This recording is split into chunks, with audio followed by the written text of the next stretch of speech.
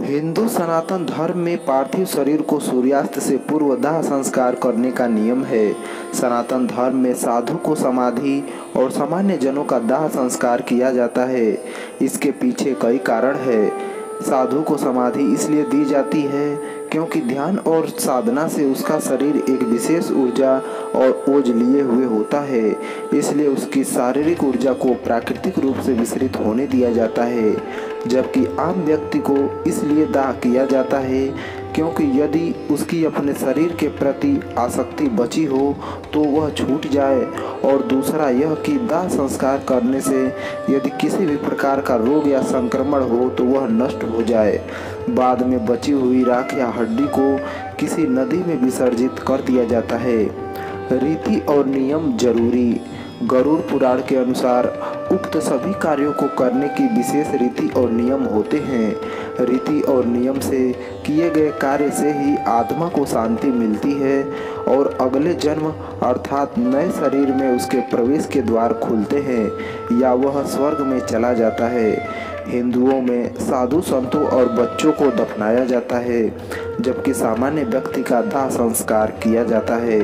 उदाहरण के लिए गोसाईनाथ और बैरागी संत समाज के लोग अपने मृतकों को आज भी समाधि देते हैं। दोनों ही तरीके यदि वैदिक रीति और सभ्यता से किए जाएं तो उचित है। अंतिम संस्कार में शामिल होना जरूरी।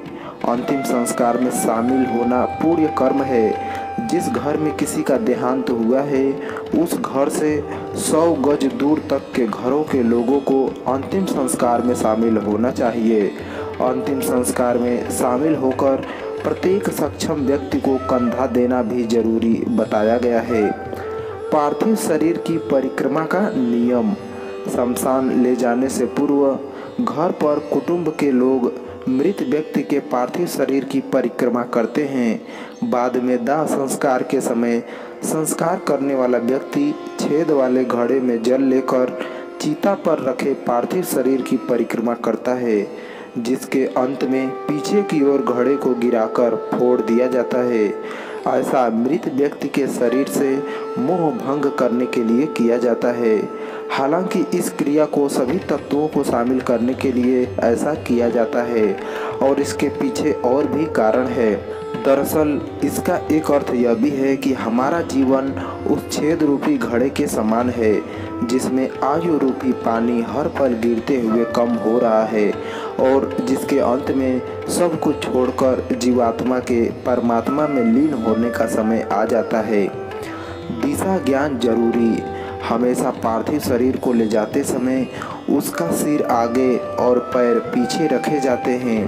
फिर विश्रांत स्थल पर मृत देह को एक वेदी पर रखा जाता है, इसलिए कि अंतिम बार व्यक्ति इस संसार को देख ले। इसके बाद देह की दिशा बदल दी जाती है, फिर पैर आगे और सिर पीछे हो जाता है, अर्थात तब मृत आत्मा को शमशान को देखते हुए आगे बढ़ना होता है। अंत में जब देह को चिता पर लेटाया जाता है तो उसका सिर चिता पर दक्षिण दिशा की ओर रखते हैं। दरअसल शास्त्रों के अनुसार मरणासन व्यक्ति का सिर उत्तर की ओर और मृत्यु पश्चात दाह संस्कार के समय उसका सिर दक्षिण की तरफ रखना चाहिए। ऐसी मान्यता है कि यदि किसी व्यक्ति के प्राण निकलने में कष्ट हो तो मस्तिष्क को उत्तर दिशा की ओर रखने से गुरुत्वाकर्षण के कारण प्राण शीघ्र और कम कष्ट से निकलते हैं। वहीं मृत्यु पश्चात दक्षिण की ओर सिर रखने का कारण है कि शास्त्रानुसार दक्षिण दिशा मृत्यु के देवता यमराज की है। ऐसे में हम पार्थिव शरीर को मृत्यु देवता को समर्पित करते हैं। सूर्यास्त से पहले दाह संस्कार। हिंदू धर्मानुसार सूर्यास्त के बाद कभी भी दाह संस्कार नहीं किया जाता है। यदि किसी की मृत्यु सूर्यास्त के बाद हुई है तो उसे अगले दिन सुबह के समय ही दाह संस्कार किए जाने का नियम है। ऐसी मान्यता है कि सूर्यास्त के बाद दाह संस्कार करने से मृतक की आत्मा को परलोक में भारी कष्ट सहना पड़ता है और अगले जन्म में उसे किसी अंग में दोष भी हो सकता है। इसके और भी कई कारण हैं। दाह संस्कार के नियम।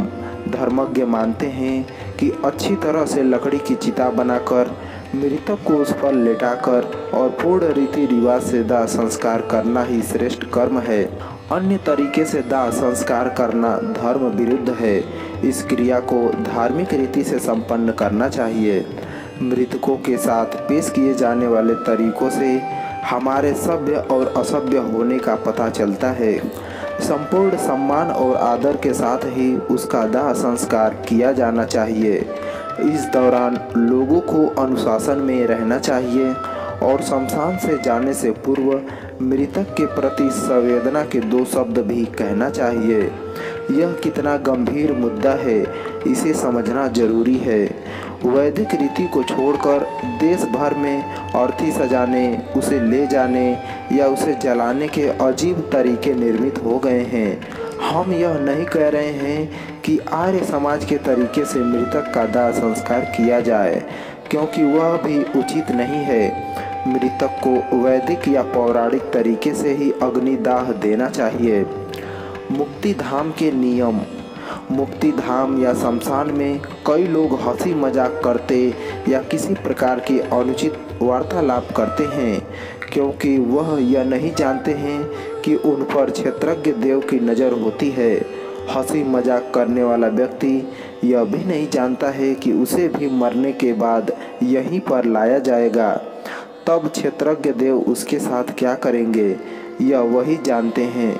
मुक्ति धाम यम का क्षेत्र होता है, जहाँ पर यम देव की ओर से एक क्षेत्रज्ञ देव नियुक्त होते हैं। प्रत्येक क्षेत्र के क्षेत्रज्ञ देव होते हैं और सभी के अलग अलग कार्य होते हैं। जीव की उत्पत्ति 5 तत्वों से मिलकर हुई है।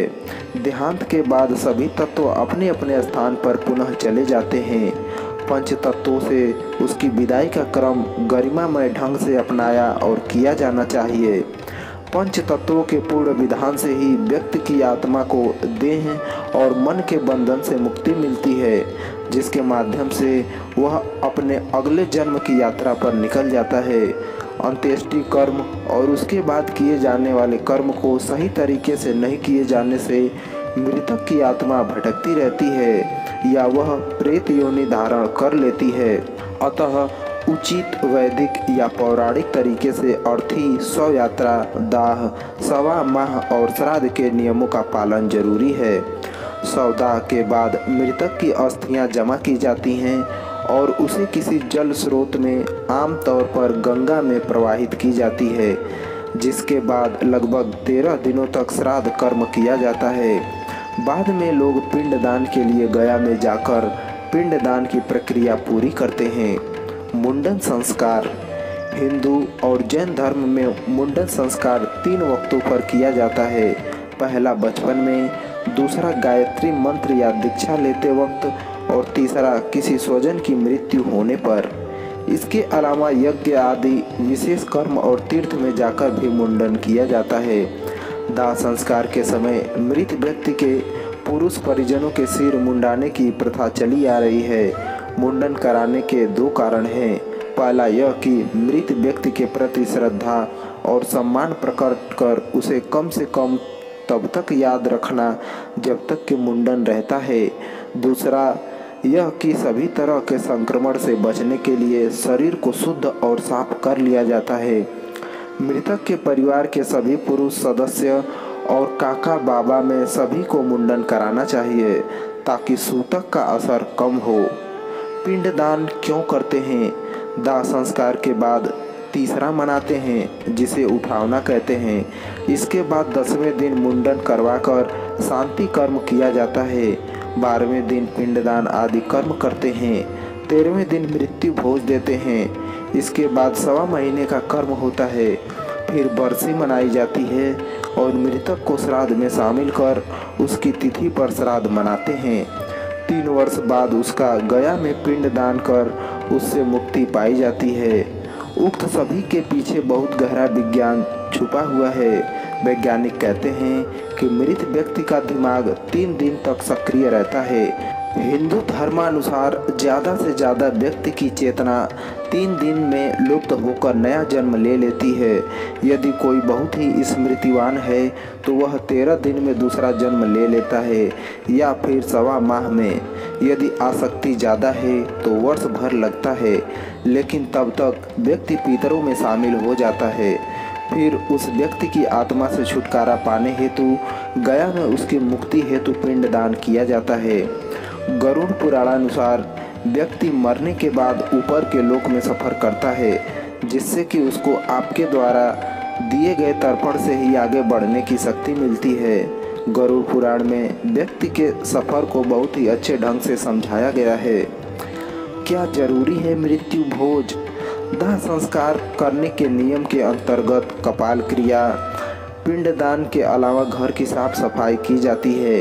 इसे 10 गात्र के नाम से पुकारा जाता है, जिसमें एकादश गात्र को पीपल वृक्ष के नीचे पूजन, पिंडदान आदि होता है।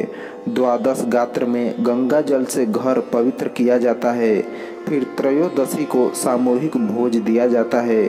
सामूहिक भोज के माध्यम से मृतक परिवार में लोगों का आना जाना सामान्य रूप से प्रारंभ तो होता ही है, साथ ही जो व्यक्ति उक्त कर्म में शामिल होने से रह गया हो वह भी उस दिन आकर अपनी शोक संवेदना व्यक्त करता है।